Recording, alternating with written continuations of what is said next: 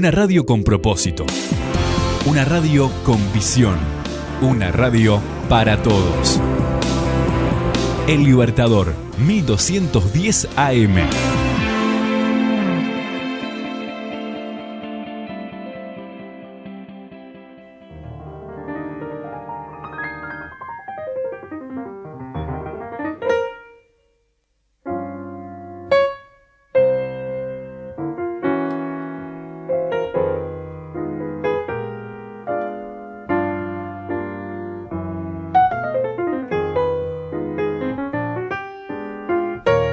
Continuamos en punto de partida aquí por la 1210 AM Radio Libertador, la CW 121, desde Vergara para toda la región, Cerro Largo 33, Rocha, también La Valleja, bueno, todos los que están sintonizando y también todos aquellos que nos sintonizan a través de nuestra web, el www.ellibertador.com.uy, y a través de nuestras redes sociales, a través de nuestros podcasts, tanto como Facebook, YouTube, Instagram, Twitter, que a veces no colocamos en todas las redes porque la verdad no soy alguien que administra muy bien las redes sociales, pero sí en YouTube, ahí seguro que pueden encontrar todas nuestras columnas y las distintas entrevistas. Hoy tenemos columna de literatura y para ello tenemos a María García Marichal. ¿Cómo estás, María? Muy bien, Carlos, vos, la audiencia, me imagino que todos bien. Bueno, un gusto tenerte con nosotros. Hoy para hablar de alguien de casa, bueno, Serafín J. García, que te cuento algo. La emisora de Radio Libertador está en la casa donde era de Serafín J. García. Vos me decís eso y yo me erizo toda, porque estamos hablando de alguien muy grande. Fantástico, no tenía idea de eso. Sí.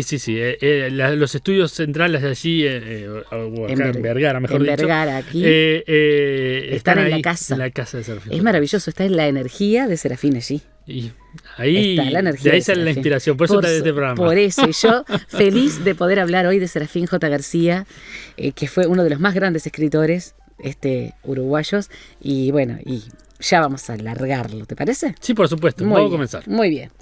Bueno, vamos a hablar hoy entonces de esta maravilla de escritor que fue Serafín José García Correa. Serafín J. García para nosotros, que nació el 5 de junio de 1907, o sea que nació a principios del siglo, en Cañada Grande. Estamos hablando allí de toda esa zona tan amada del este de nuestro país, ¿no? De 33 y de toda la tierra rural de 33. En el departamento de 33 justamente. A los 3 años se fue a vivir a Vergara y ahí ya es donde debe estar, es justamente la casa donde están las instalaciones, aquí. Bueno, y ya vivió en Vergara, hermosísima ciudad de 33, una maravilla. Hizo la escuela en Vergara, trabajó en varios oficios, en periodismo local, y a los 25 años sí se instaló en 33 con un empleo público. Es decir, que ya de alguna forma la evolución lo fue llevando a la capital departamental, digamos, ¿no? Lo que no quiere decir en absoluto que haya dejado atrás sus raíces. No, por supuesto. Que fueron fundamentales en toda su obra y en su vida. Hasta el día de su muerte, el 29 de abril de 1985, él fue antes que nada un hombre de Vergara, un hombre de 33. Un hombre nacido en Cañada Grande. En 1935 aparece su primer libro, y aquí quiero detenerme un momentito. Su primer libro fue Tacuruces. Sí. Tacuruces. Sí. Mirá la edición que tengo, fíjate. Esta edición es de 1985, la edición en la que falleció él. Y estos papelitos son para marcar algunos de los poemas de Serafín. Esto es lo que muchos de nosotros estudiamos en la biblioteca cuando íbamos al liceo. Hablamos de personas grandes, ¿no? Que estaban en las bibliotecas y que estaban en las bibliotecas públicas. Era justamente la biblioteca Artigas y eran todos autores uruguayos. Este libro fue el primero, Tacuruces. Golpeó fuerte Tacuruces, golpeó fuerte, y no solamente en 33, porque ahora vamos a hablar un poquito de él. Está prologado por Ledo Arroyo Torres, una persona además de gran valía a nivel de lo que era la intelectualidad del interior uruguayo. Y obtuvo en 1936, ya con el libro editado, el premio del Ministerio de Instrucción Pública, que viene a ser como el premio del MEC en la actualidad, claro, digamos, sí. ¿No? En aquel momento yo me atrevería a decir que era muy impactante a nivel de las letras nacionales, porque daban a conocer al autor de una manera mucho más personal. Es decir, había muchísimo menos medios de comunicación masivos, pero había un impacto de la obra que llegaba, por ejemplo, a las escuelas rurales, a los liceos que estaban funcionando, a las bibliotecas públicas, a los encuentros literarios. Entonces había todo un movimiento muy importante. Después vamos a leer algo de Tacuruces porque vale la pena. Y quiero aclarar, al hablar de Tacuruces y al hablar de Serafín J. García, no solo de lo grande que fue como poeta, porque fue un excelente poeta, fue un divino narrador, fue un humorista exquisito, porque ahora vamos a hablar de eso, sino que fue un poeta nativista, y aquí hay que detenerse un momento. El nativismo. ¿Qué quiere decir eso? Muy bien. No es literatura gauchesca, no estamos hablando de gaucho, que el gaucho es un fenómeno social y un fenómeno en la literatura rioplatense muy importante, y ahí, por ejemplo, podemos hablar de una obra argentina como es Martín Fierro, y hay literatura gauchesca uruguaya, cómo no, pero aquí es nativismo, que es una forma diferente de ver el campo y la gente del campo. Serafín fue un estudioso del comportamiento de la gente del campo, de la sensibilidad, del trabajo, de lo cotidiano, de lo que no era cotidiano, de los mitos, de la forma de vivir y de hablar. Y quiero plantear que cuando ustedes lean, por ejemplo, en Tacuruces, o después cuando hablemos en los partes de Don Menchaca, que es impagable, él escribía con faltas de ortografía para que se pudiera apreciar la pronunciación del nativismo. Sí, entiendo. Porque en aquella época, Carlos, cuando nosotros de pronto, ni siquiera, yo ni había nacido, muchísimo menos tú, estábamos hablando de los años 30, 40, 50, el idioma castellano era valorado cuando era castizo. Y hemos hablado aquí, por ejemplo, de la disrupción que hizo la generación del 45, tratando de uruguayizar el lenguaje. Pero había que leerlo y pronunciarlo como un español castizo. Y lo que hace Serafín es escribirlo, leerlo, recitarlo, publicarlo, como lo pronunciaba el hombre de campo con el que él vivía, con el que él convivía, que él conocía. Y eso es grandioso. Eso es grandioso. No lo hace cualquier escritor. De ahí la diferencia entre el nativismo y el gauchismo. Aquí estamos hablando de la gente que vive, del agricultor, del ganadero, del que vive en el pueblo y trabaja en el campo, del que vive todo el día en el campo, del que tiene sus tragedias, sus alegrías, sus valores dentro de lo que es su tierra. Y él lo va a ensalzar. Y otra de las cosas que quiero destacar es que fue un crítico mordaz y muy, muy duro de la dureza de la vida del campo. Un crítico de las diferencias sociales, de la separación entre lo que era la ciudad y la gente que vivía en el campo, de lo que podía obtener, y que muchas veces estaba desplazada, y que a veces tenía que irse, y que a veces tenía valores que eran totalmente diferentes a lo que son hoy, por supuesto, y a los que eran de la ciudad, y que eso dolía, porque eso lastimaba. Es decir, hablamos de nativismo puro, hablamos de una forma de vida que estaba prácticamente divorciada de la forma de vida de pueblo y de ciudad. Y eso en Serafín J. García es, para mí, humildemente desde mi punto de vista, uno de sus grandes valores como escritor.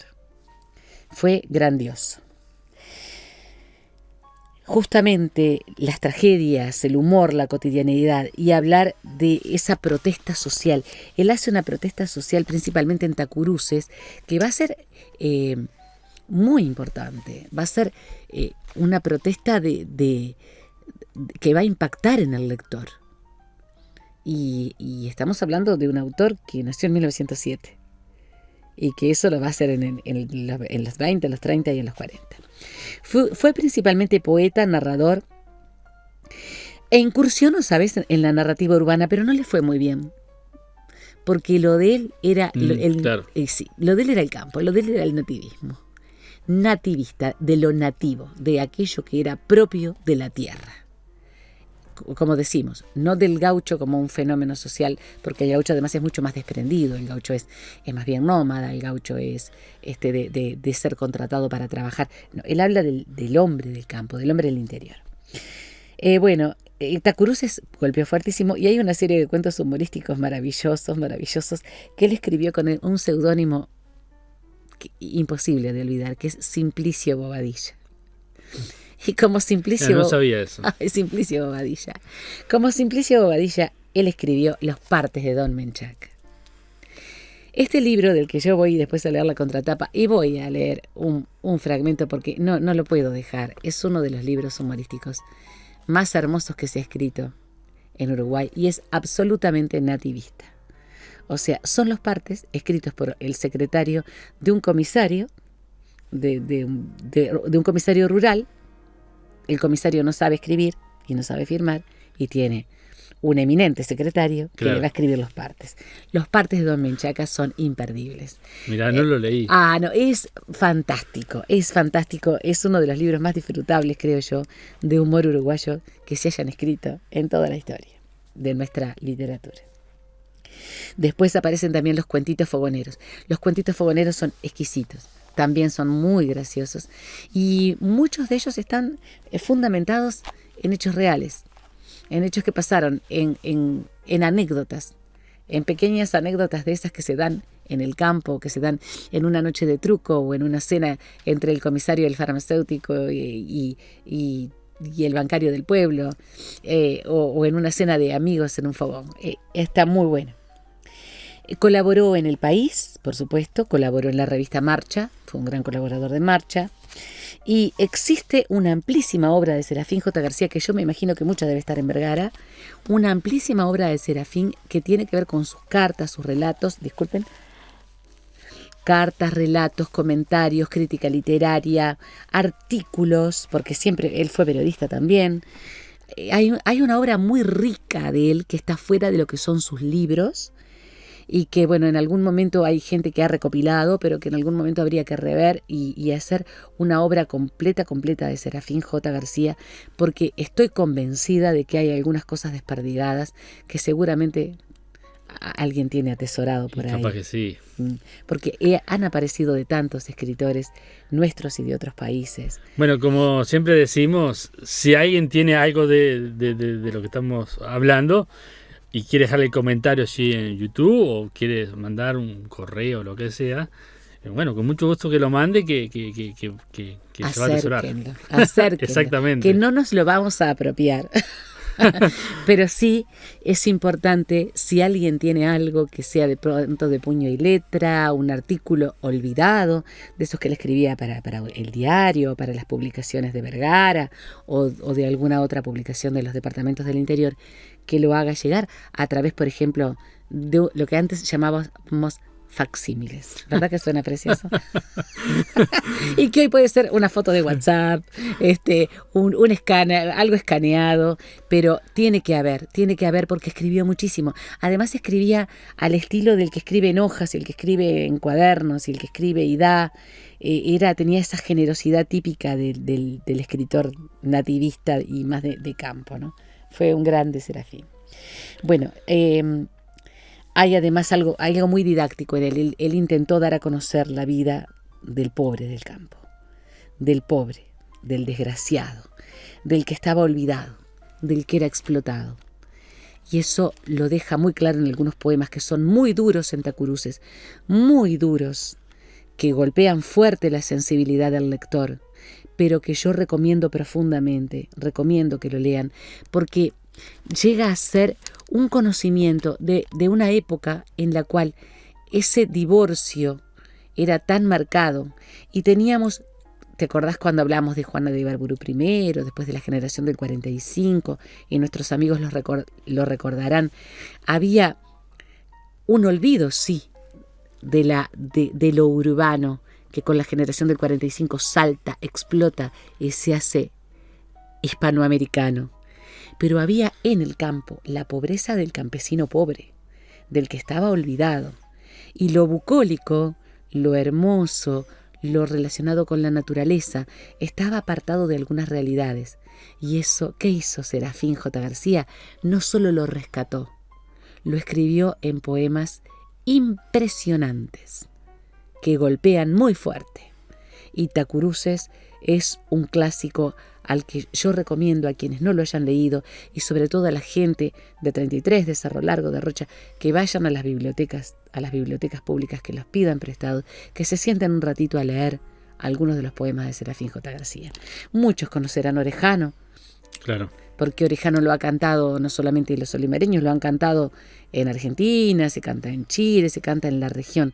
Orejano es de Serafín J. García, pero tiene otras obras maravillosas que no han sido musicalizadas y que vale la pena. Primero vamos a hablar a mencionar algunas de sus obras, no todas, porque tiene, ya digo, muchísima cantidad de artículos periodísticos, críticas, etc. Tacuruces en 1935, que es poesía, de la que ahora voy a leer un par de poemas, si tú me lo permites, si lo permite la audiencia. Sí, por supuesto, por supuesto. En carne viva, narrativa, imagínate con el título, En carne viva. Tierra amarga, los romances Tierra amarga. ¿Viste cómo va sacando todo aquello que de alguna manera se desprendía de lo que era la belleza natural para ir a ver lo que vivía la gente pobre entre los pobres? Panorama del cuento nativista del Uruguay, que es una crítica de 1943, excelente, porque aquí habla del cuento nativista y no de la literatura gauchesca. Asfalto, que son cuentos montevideanos, que no tuvo mucho impacto, porque él tenía esa impronta típica del medio rural. Romance de Dionisio Díaz, y aquí tenemos una historia que alguna vez vamos a tener que traer a colación, porque la historia de Dionisio Díaz es una historia impactante que yo creo que de alguna forma también tendría que ser vuelta a ver, porque es una historia dura, también de locura, de aislamiento, de heroísmo. Bueno, de hecho, creo que fue el año pasado, a la mitad del año pasado, si no me equivoco, estuvimos hablando con un director de uruguayo que está en Brasil y que hizo una película sobre Dionisio Díaz, documental, y que ganó un premio en los Estados Unidos. Y bueno, la nota está en los archivos ahí de Radio Libertador, la pueden buscar. Voy a ver si la puedo dejar en los comentarios de la columna, pero donde me se habla encantaría. sobre eso. Esa no la tengo, muy interesante. no la leí, y si la leí, no la leí, porque si no yo la recordaría. Voy a buscarla, porque es una historia de heroísmo infantil impresionante. Es además el salvar una vida. Es una historia, como decíamos, de una buena persona que se vuelve loco y que no hay cómo sanarlo, y que destruye todo su entorno. Las aventuras de Juan el Zorro. Sí, es un por clásico. Favor, el clásico de las aventuras de Juan el Zorro. Muy bueno. Ayer hablábamos con un escritor, anteayer, en una reunión que tuvimos en un nuevo centro cultural que se está organizando en Las Piedras, y que en algún momento en el correr del año, si es posible, sino el que viene, vamos a hacer un homenaje a Serafín J. García. Se llama Centro Cultural Carlitos, está frente a la plaza, en un antiguo bar que se llamaba Bar Carlitos. Quedó hermoso ese espacio. Hablábamos de Don Juan el Zorro. Las aventuras son maravillosas, es para que leamos todos, es para leer en familia. Es realmente... Yo lo recuerdo de la escuela. Hermoso. En las escuelas todavía se sigue trabajando las aventuras de Don Juan el Zorro, pero es para leer en familia, porque es realmente... Y él decía, este escritor, que es un poeta, decía, es uno de los libros más lindos que yo he leído de literatura infantil uruguaya. Rodolfo Caravia es el escritor, y coincidíamos en eso. De todas maneras, yo y me parece que Don Juan el Zorro es como, no sé, es como un libro de aventuras para tenerlo ahí prontito, al alcance de la mano. Flechillas, que es poesía, en 1957. Los partes de Don Menchaca, maravilloso. Allí él se nombra Simplicio Bobadilla. Simplicio Bobadilla, casi nada el nombre, ¿eh? Cuentitos fogoneros, El Totoral, Recuerdos de mi infancia, El Totoral es Recuerdos de mi infancia, de 1966, Leyendas y Supersticiones, de 1968. Es un libro que, si alguno de nuestros amigos puede hacerme saber dónde puedo encontrarlo, porque lo estoy buscando y lo estoy buscando, porque él incursionó mucho en lo que eran las supersticiones y las leyendas del nativismo, justamente, de la gente de campo, y lo hizo de una manera encantadora, de una manera destacable. Háganlo saber, hagan un comentario, háganlo saber a Carlos, háganmelo saber, pónganlo en algún lado, porque yo quiero encontrar. Dicen que además trabajó muchísimo en eso, buscando, indagando, preguntando, escribiendo él mismo, escuchando, sentándose a escuchar a la gente que se reunía. Y más, y mucho más que debe haber por ahí que nosotros no sabemos. Orejano es lo más conocido a nivel musicalizado, ¿verdad? Sí, Yo sé claro. que en el pago me tienen idea, porque a los que mandan no les cabresteo. Estamos hablando de la rebeldía del pobre, del pobre auténticamente pobre. La pobreza del campo uruguayo en el siglo XX fue durísima y fue lo que determinó el fenómeno del éxodo rural, que hasta el día de hoy se da en mucha menor, digamos, fluidez. Pero mis abuelos, por ejemplo, y todos sus vecinos, fueron el ejemplo de aquellos pequeños arrendatarios que se empobrecían y que debido a que los bancos tenían una fecha de vencimiento, se les remataba lo que tenían y se los expulsaba. Y ese sangrado existió. Y esa pobreza dura del campo, él la escribió. Bueno, pero yo quiero leer otra. Orejano ya todos lo conocen, pueden escuchar a los olimareños. Que los olimareños hacen una excelente versión que hacen otros argentinos. Hay varios autores argentinos, creo que incluso Jorge Cafrune la hizo. Sí, hay muchas versiones. Muchas versiones. En Chile se canta, porque yo la escuchaba. Está en portugués. Sí, mirá sí, qué interesante, Carlos. Hay versiones qué en portugués. Interesante. Yo de esta, que es muy larga, voy a leer solamente un par de estrofas, pero quiero contar de qué se trata, y se llama Hombrada. Quiero agradecer aquí públicamente a mi esposo Hugo Bortajandi, que eligió conmigo estas poesías porque es un gran admirador de Serafín J. García, más que yo, que lo amo a Serafín. Mi esposo lo sigue, lo lee, lo relee, para él es uno de los más grandes escritores, y yo creo que sí que lo es, pero es un seguidor, y trata de tener todos los libros.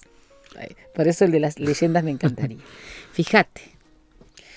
Mándense mudar tuitos a la puta. No quiero sabandijas en mi rancho. Pa' aguantarle los ecos a la pena no precisa de culeros el que es macho. Vamos, fuera de aquí, manga de trompetas. No esperen que los saque a rebencazos, a mentir a otro lado. A mí estas lástimas solo consiguen en llenarme de asco. Se trata de un padre cuya hija queda embarazada. No olvidemos que a principios del siglo XX, y más aún en el campo y en los pueblos, quedar embarazada, una mujer soltera, era un estigma. La hija se suicida. Entonces, en el velorio, aquellas personas que la juzgaron, que hablaron mal, que se rieron, llegan, y el padre hace esto con un dolor espantoso. Acá hay otra estrofa que quiero leer. Es un poema largo, por eso no lo leo. Ninguno se acordó que ella era buena, un alma de Dios que a Naides hizo daño, y aguantó la infeliz como una marca el desprecio zafao de tuito el pago. Y ahí vemos cómo escribe exprofeso, con una ortografía, con una mala ortografía, para que se pudiera pronunciar como pronunciaba la gente que él conocía. Durísima. Se llama Hombrada. Después tenemos voy a leer una sola estrofa de oración. Tata Dios, yo no dudo que seas fuerte, que gobernés vos solo tierra y cielo, que a tu mandado se apague el rejusilo y se amanse el más potro de los vientos. No dudo que hayas hecho estas estrellas que sirven de candiles a los sueños y para aliviar el luto de las noches prendas la luna en su rebozo negro. No dudo que seas vos el que le puso al colmillo la víbora el veneno, el que afiló las uñas de los tigres y le dio fuerza al pico de los cuervos. Y bueno, y sigue, y hace una una fuerte protesta de todas las cosas que de pronto él pide, ruega y no salen. Porque claro, hay además en el nativismo una religiosidad que llamamos natural. La religiosidad natural es aquella religiosidad propia. No vamos a hablar del hombre primitivo porque parece que estuviéramos haciendo una especie de desprecio, no.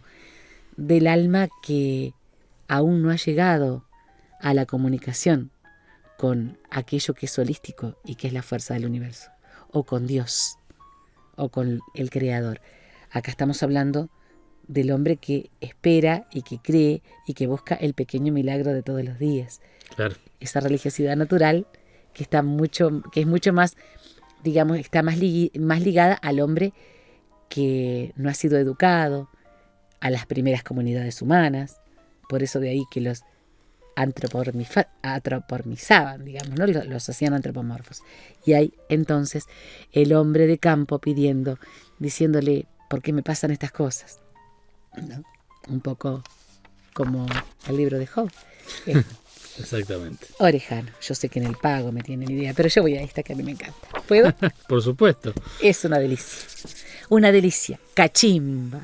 ¿Quién no la leyó en la escuela? Bueno, muchos no la leyeron en la escuela. Hablo de la gente de mi edad que no la leyó en la escuela. Cachimba. Sos lo mismo que yo. Vivís para adentro. Ajena a todo lo que te rodea. Como nada tenés ni esperas nada, gastás el tiempo en rejuntar pereza. Y no sentís curiosidad ninguna por lo que pasa afuera, ni comprendés al viento ni al arroyo que corren siempre y siempre tienen priesa. Vos no tenés apuro. Sos como esos que ya han pegado la vuelta, cansados de ver que todos los caminos no son más que nada que esperanzas huecas.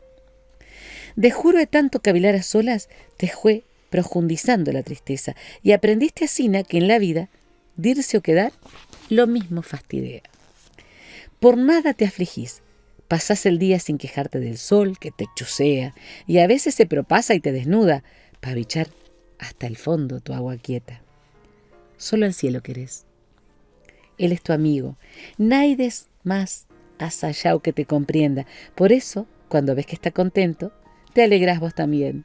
Sos más buena. A ocasiones se agarran de retozo.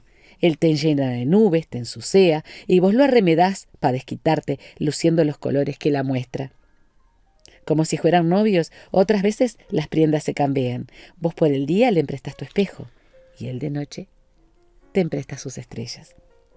Con ellas te pasás hasta que aclara, entretenida en ver cómo chispean, despertando la envidia de los bichos de luz que pasan cerca.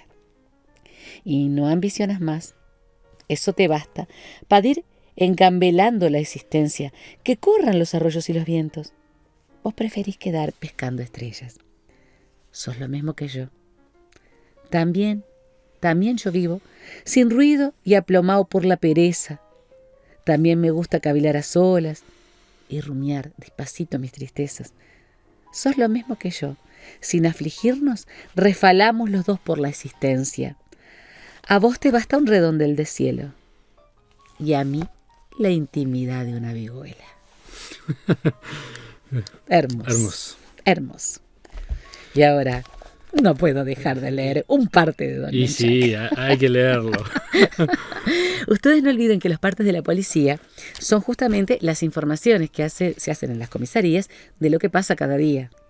De lo que pasa cada día a nivel de lo que es dentro de la comisaría, de las cosas que suceden dentro de la cotidianidad de la comisaría, pero además de las cosas que pasan a nivel de lo que sucede dentro de lo que es la violencia o digamos, todo lo que pueda ser, no sé si podríamos decir criminal en algún caso, como no, pero bueno, todo lo que tiene que ver con lo que no es legal, digamos, con las ilegalidades. Pero Don Menchaca es muy especial. Don Menchaca no sabe leer ni escribir. Tiene un secretario. Él mismo lo va a decir. Muy breve, por la amenidad y el humor cargado de sátira, los partes de Don Menchaca, difundidos por su autor bajo el seudónimo de Simplicio Bobadilla, son una de las más originales propuestas realizadas por Serafín J. García a la literatura uruguaya. Este libro está prologado con una delicia de comentario, nada menos que por Mario Benedetti, en 1969.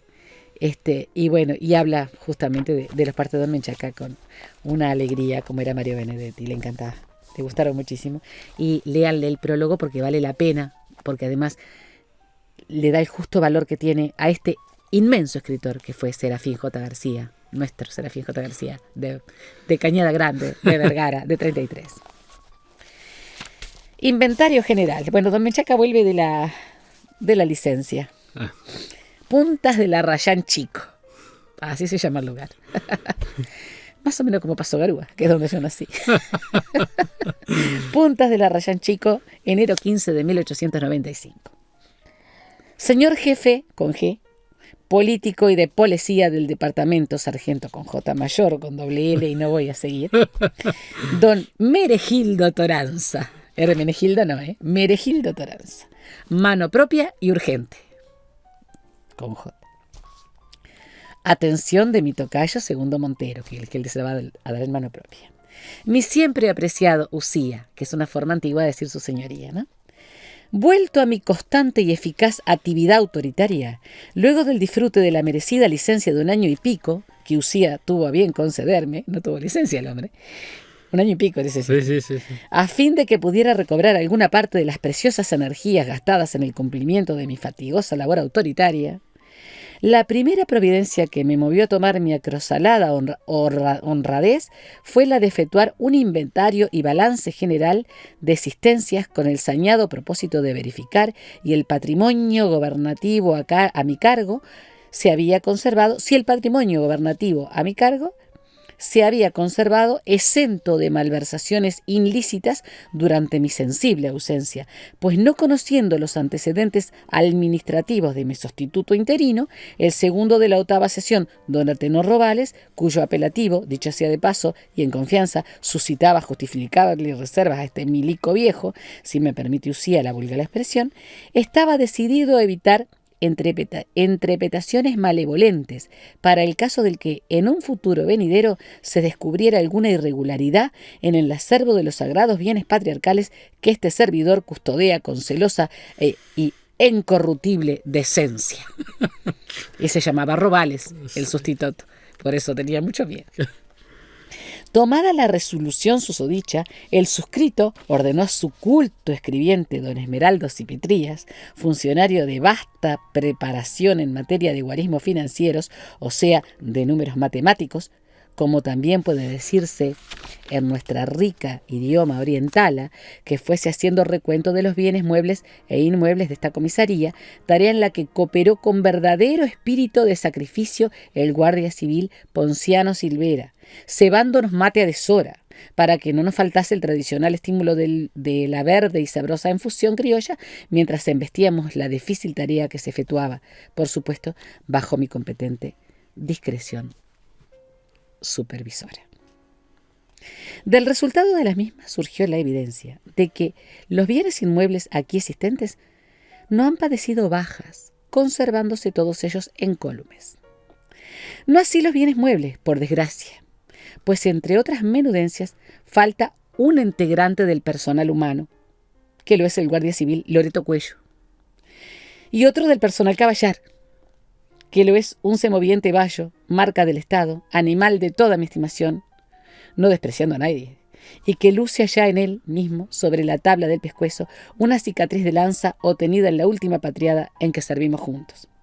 Faltan también el tumbero de cargar leña y otras bagatelas que no quiero enumerar por no fatigar a Usía. Según se desprende de mis averiguaciones privadas, el susodicho guardia civil está por la frontera del Brasil, a donde lo envió el segundo Robales a buscar un contrabando de su pertenencia, que conduciría fingiendo haberlo quitado, habiéndose llevado de tal micción al infeliz semoviente para utilizarlo como víctima propiciatoria, o sea, como carguero. Del vehículo faltante no he tenido noticias hasta la fecha, aunque me dicen que Robales lo fletó para el pueblo con una carga de sandias y otros cereales nativos.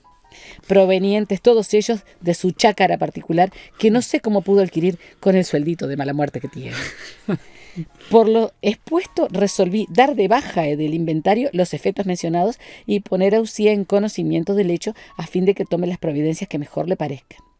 Sin más lo abraza campechanamente su fiel subalterno y correligionario, que aprovecha esta buena proporción para enviarle por el portador y tocayo, hombre reservado y de absoluta confianza, las 2 damajuanas de caña prometidas.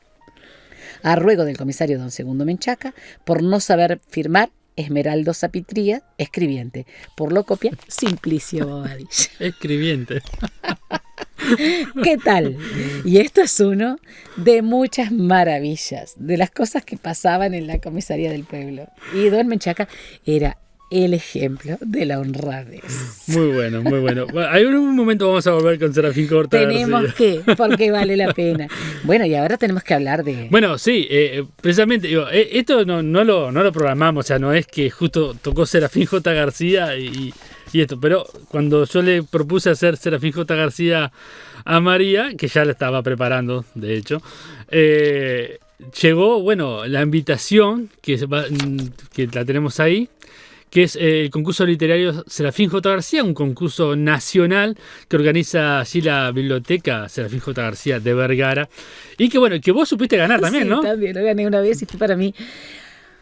Fue como, no sé, glorioso. Además... Un mimo al alma. Sí, como se dice hoy en día, un mimo al alma. Después me llamó la escritora que es mi amiga y que aprecio muchísimo, la doctora Silvia Puentes de Ollenard, en cuyas antologías yo participo también, y me dijo: María, ganaste un concurso serio, con un nivel muy alto, felicitaciones.